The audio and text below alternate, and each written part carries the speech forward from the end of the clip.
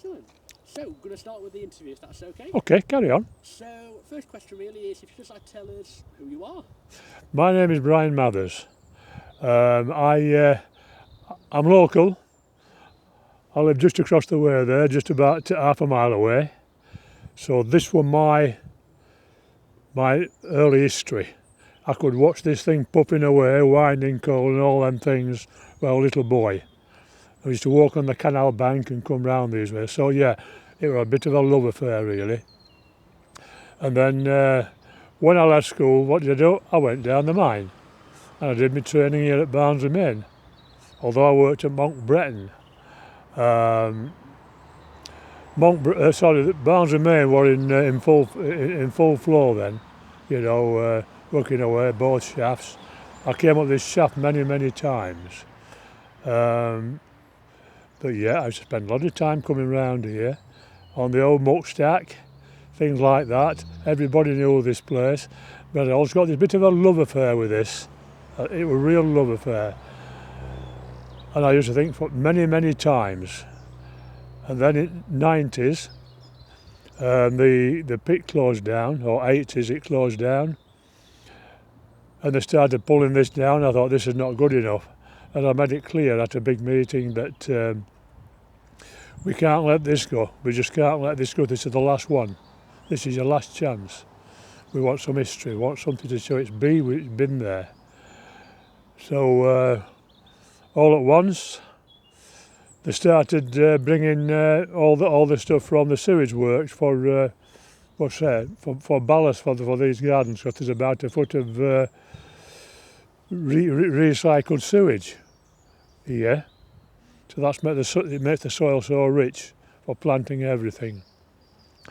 All the things were in place. It had all been cleared, looked fine, and then it was left. And twice a year, the council would cut the grass, keep it tidy, keep it neat. And then all at once in 2010, that stopped because the government cuts with the austerity measures. So it stopped happening. They stopped coming along. So I thought to the council, see if we can do something about this. I met with the leader of the council many times, great guy, trying to get some interest. But the interest wasn't there because there's a lot of people on the councils who've not ever been conversant with the mining industry, or there was then. So I had to just keep persevering. Then I saw a light on the horizon, and that was 2016, when I realised it was the 150th anniversary of the explosion in 1866. So that got interest moving. And some of these people that's here now, they moved in and that was fine. And we started to clear the site. All the overgrown vegetation, things like that. And we got the interest about a celebration for or a remembrance for the 1866 disaster. So we'd a big, a small crowd here to commemorate it. And we got the various people here to talk, the religious part of it and so on, and to remember it. And it went on from there. Then my health took a turn for worse, so I had to stand back.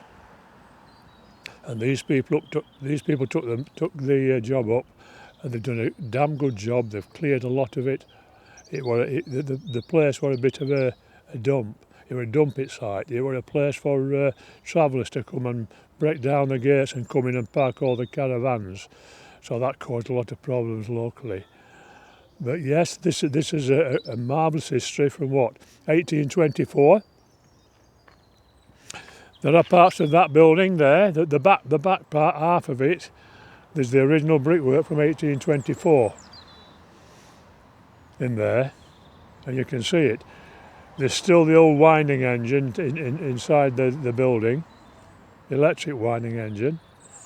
But the bricks for the old part, they were made under the old way, like just get them, push them together, mould them, dry them, ready for laying.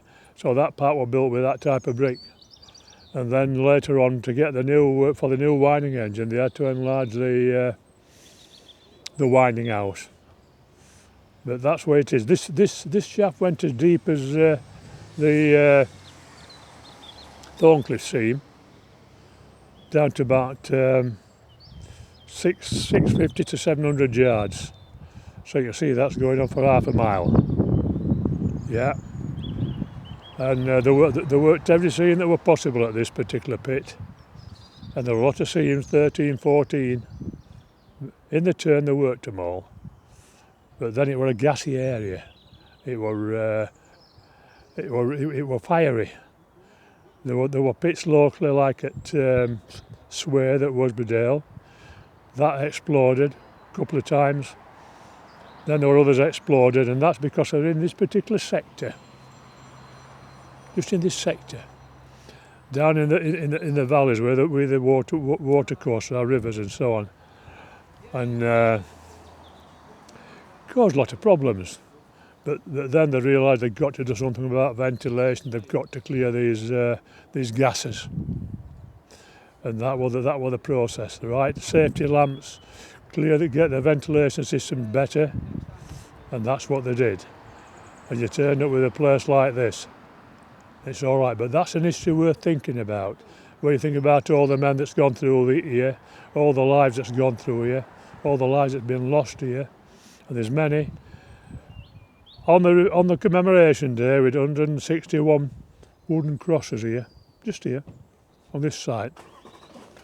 And we've still got them stored in Barnsley, ready for next time. There was some marvellous work done by council officers. Certain council who joined with us and supported us.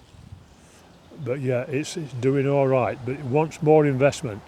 It wants greater interest, because this is important for the future of this particular area. They need to know. There's a lot of books about it, a lot of papers about it, a lot of talks about it, but it really needs a greater interest. And then again, and that interest boils down to finance. If you want to develop a site, you need money to do it. And I think that there are possibilities, because of the land that's available, to get something done about that. Like one or two big sheds, doing small businesses and so on. With this in the background, it could be done. It ought to be done. There's the canal just down the banking, the Dern and Duff Canal. The bed's still there. People have tried to resurrect it, but they can't, because it's broken up further on towards Wunwell. It's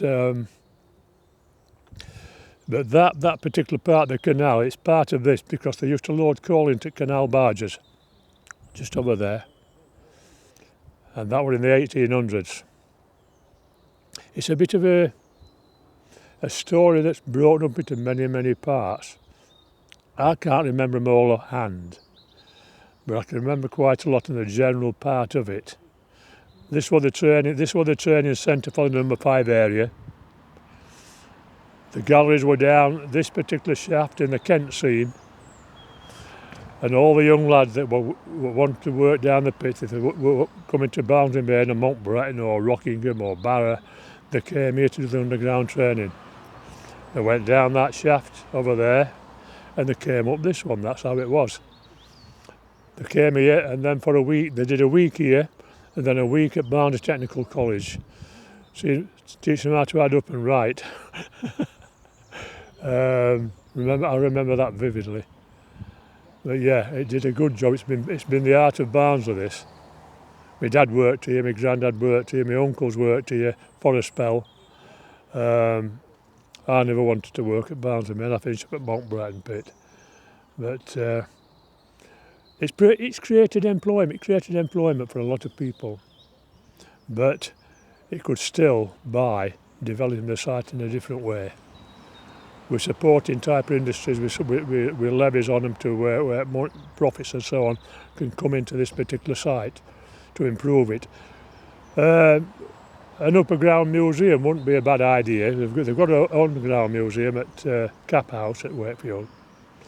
But what above ground museum would be nice here, where people could come and visit. It's pretty parklandish now, isn't it? It's like parkland, and people could come and have the picnics. They could have the parties, do all sorts of things. You could have concerts on it. It could be a garden centre. So that's it. I think I can go on all day, but I'm not. I think I've said enough now. My legs are getting tired. That's completely fine. Honestly, that's perfect. Thank you very much indeed. I really appreciate it.